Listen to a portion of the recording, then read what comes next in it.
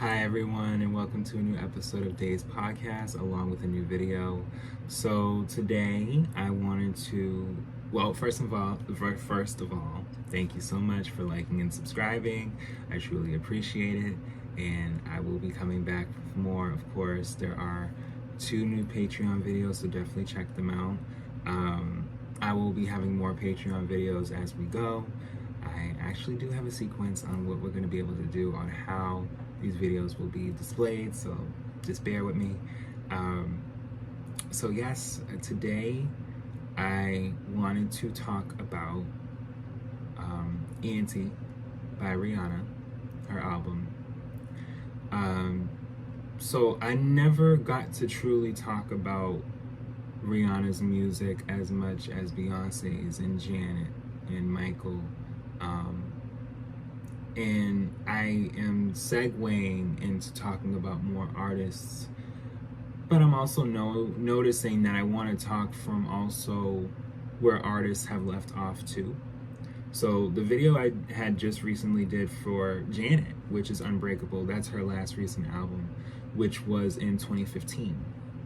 So what better way to go into a similar effect with no other than Rihanna with her last studio album, which was in 2016, months later. And yeah, let's get into it. So Anti is the 8th studio album by Barbadian singer Rihanna. It was released January 28th of 2016 by Roc Nation. She started recording this album in 2014 after departing from Def Jam Records, who had released all her albums since her 2005 debut. As executive producer, Rihanna recorded Anti with producers, just different producers. That includes Timbaland, No ID, Hit Boy, DJ Mustard, at studios in Canada, the United States, and France. SZA and Drake contribute guest vocals. And it's something because we know it's SZA now. And of course, we know Drake now. But it's just, at that time, Drake and SZA, were both growing. And I know it's something because they're Scorpios too. And I'll be talking about SZA's albums as well, because she's talked about now, but I am a fan of her, and I've been a fan of her for a long time, and I feel like I need to talk about that Control album and what it is to just know that y'all are loving her SOS album, because SOS was something she was gonna have out in the midst of Control, but it just took some more time. So yes, back to Anti, because the reason why I'm bringing up SZA is because she's the first track. Consideration is the first track, so it's just like, okay, you get to really hear SZA as you're hearing Rihanna just be like, hey, hey girl, it's just like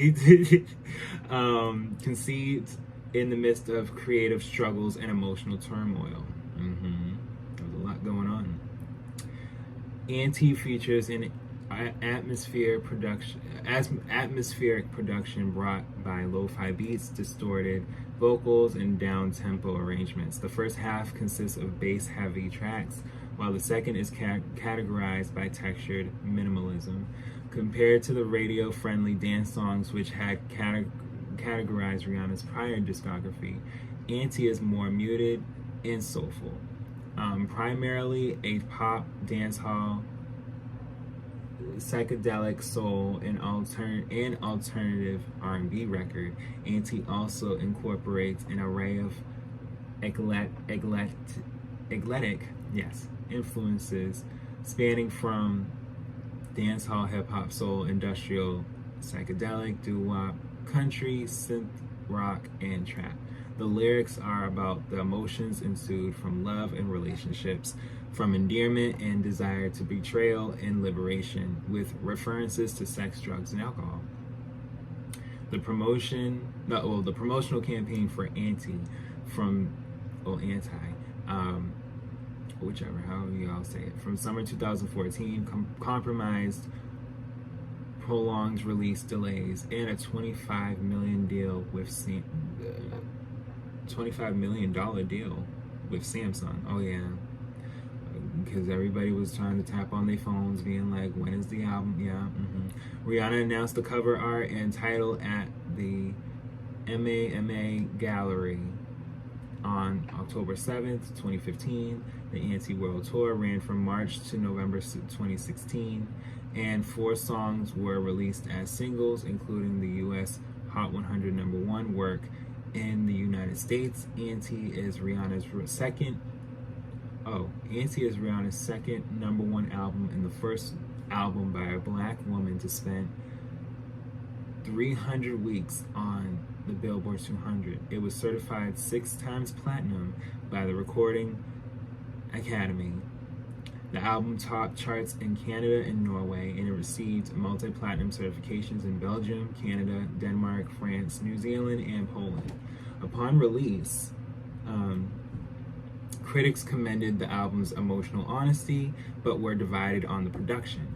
Praise mainly centered on Rihanna's newfound musical freedom. Some took issue with the lack of radio-friendly songs and the unfocused track list, but others noted the musical shift marked Rihanna's artistic maturity and regarded it as one of her best albums.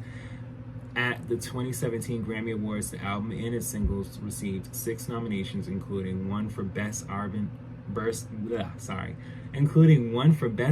Contemporary Album. Anti featured on 2010's Decade End lists by such publications as Billboard, NME, and Pitchfork. It ranked 230 on Rolling Stone's 2020 edition of the 500 Greatest Albums of All Time, and 55 on Apple Music 100 Best Albums. As of March 2024, Anti is the 4th longest charting female album in 200 Billboard history. So, because this album, like with Janet, was just given and they haven't really came back since, it's anticipated, it's listened to, it's like, this is all we got. It gives that type of feel. Even with Janet, it's just like, this is what we got. She has, new songs since Anti, but it's not attached to an album. So it's like, even when you listen to singles, it's not an album, it's not a project. So it's just, this is what we have from her. When it came to her previous album, Unapologetic, which was 4 years prior, there was a sense that she wanted something different. There was different themes that was from her previous albums, whether it was Rated R, Loud, Talk That Talk.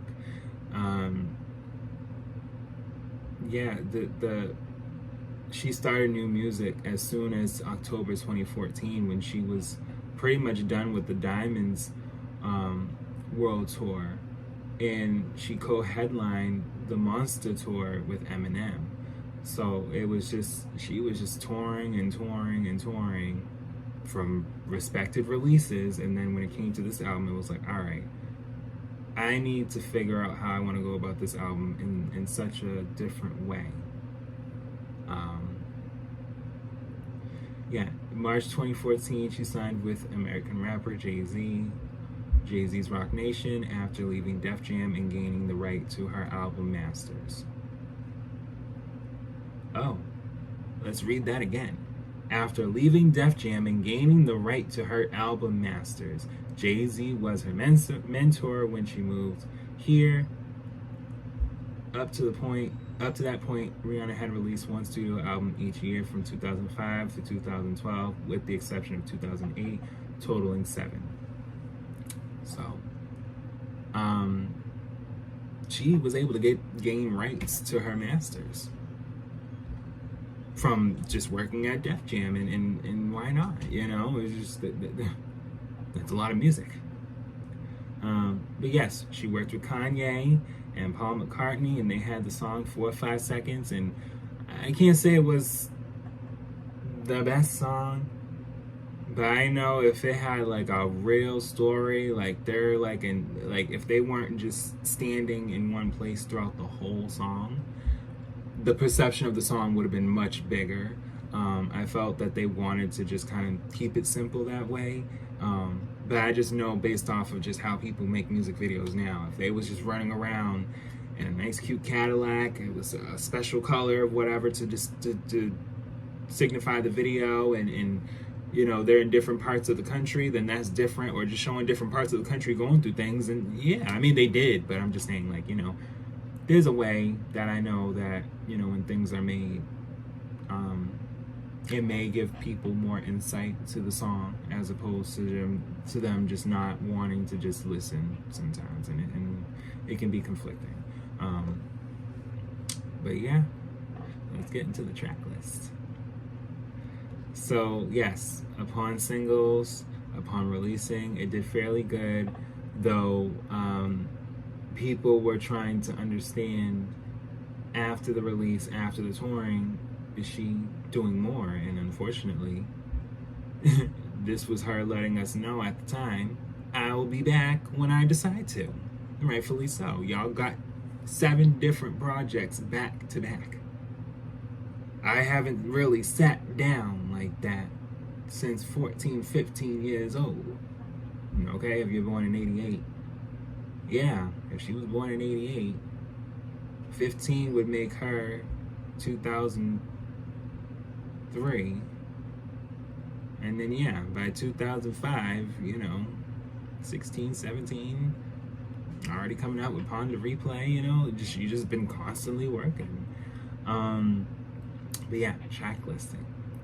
Consideration featuring SZA's number 1. Then you have James Joint, which is number 2. Both songs, there's really no skips to this album for me. Yeah, I can listen to the whole thing. Yeah, Consideration is a great song. James Joint, I know there's people that feel like, how is that an interlude? I wish that was, why don't this have a chorus where it goes into another verse? But I mean, there is 2 verses in here, but there's not too much of a chorus, because it's supposed to lead us into the next song, which is Kiss It Better, which is the next single from, you know, where she started with Work, I believe. So like, even with Kiss It Better, like that was a big deal as far as just being in black and white, and you know, her vocal ability. So with Work having a feature, you know, it definitely, you know, brought us in the club, you know, got us out. Yes, it is a number 1 song, of course. Desperado, I love that song, great song. I love the beat that comes in too. Woo, you know, that was something that I feel like I wasn't expecting. Woo, like, I really like, and like I wasn't expecting that. Great song. And just, yeah, just that time, just the era. It just was a different time. Needed Me kind of just brought it out even further. And the thing is, you know, Bitch Better Have My Money could have possibly been a bonus track, because that came out before all these tracks. But, you know, Needed Me is still on. Yes. Yeah, I said it. Great song too. It's short though, similar to James Joint, but it's a little longer. But, you know, often songs now are kind of similar to this, where it's like at least 2.5 minutes. It's just, you kind of wish they were longer. And then when they do be longer, it's like, oh my god, this is so much lyrical content. But Same Old Mistakes, kind of beating that to the punch, that's 6.5 minutes long. And Same Old Mistakes, even though it's covered, you know, that's one of my favorite songs from her, hands down. Like, I love that song. And just the instrumental, it just takes you to another world. just takes you to another world. Never ending. It's very calming. And I love it. I love Never Ending. Love on the Brain. You know, it's something because you know, as we're getting close to the end of the album, you know, there were just instances of Rihanna letting us know in each album, like, I still want love. Like, I want love. I may not be able to lose love from this person right away, or if there's love there, I want to keep it. You know, she always let us know that. Higher, you know, that's pretty much what I was saying. Like, just she just always gave a lot when it came to these projects. Close to You, sad ending, but you know, it was 13 tracks, and you know, the deluxe. I love deluxe. I love deluxe editions. More tracks, more to the story, the project, the era itself, and it gives clarity. So when Goodnight Gotham came, you know, that was another interlude, just bringing us into Pose. And Pose is pretty fun, you know, the different, you know, sounds. And then, of course, Sex With Me. It honestly, yeah, great ending for this. Very mature, if you ask me, because when you look at her now, 8 years later, with children, damn near $1 billion business, if it is, if it may be, you know, and just really embracing life, you know, because at a young age it was just constant work, like most young stars. So just to see her in her 30s, just kind of really just reeling in life the way she wants to, it's reflective. And this album was pretty much preparing us for that, where it was like, okay, don't say y'all didn't get all of whatever y'all are probably listening to now or want more out of based off of this. And even previously, Unapologetic was, you know, is honestly this twin, but more or less the older side, because this is kind of her dipping back but then forward, and maybe even looking into the future too, in my perspective.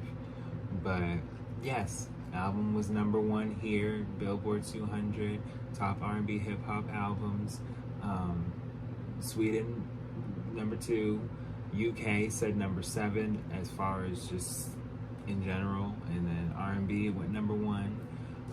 I feel like the cover was probably why there's certain numbers here, which it could have been higher, because the cover was controversial, as I should say. Irish albums, it went #2. Japan, it was in the top 10. Norwegian, it went #1. New Zealand, 5. You know, it did well, and I think that just from this and from touring, she said if anything, there's just more to do for myself, reflectively outside of music, and that's only right. After 8 albums, I don't think she doesn't not need to do that. Like, I think that's a good thing, especially with it being back to back. That's very consistent. And that's a thing when it comes to even albums that people put out, where it may have taken a couple years, or maybe 5, or maybe possibly 10. It's just selling an album or putting an album out in whatever climate that it is at whatever time. It does take a lot from an artist, and it does take things from them, because that era is a part of them. That's it. I wouldn't say exposing, but that's more of putting a sense of them out for the world to project, as opposed to all these other things that they'll jot down and maybe even put into perspective later. But it's just, it takes a lot. And so with Rihanna and with any other artist that may or may have not released music in a while, you know, even down to B, we haven't had a B album from Lemonade, as opposed to Renaissance. That's a 6-year break, as opposed to having, you know, The Gift, as a, you know, Black is King. you know, as opposed to having Everything Is Love, collaborative projects at the same time. It's like an actual album.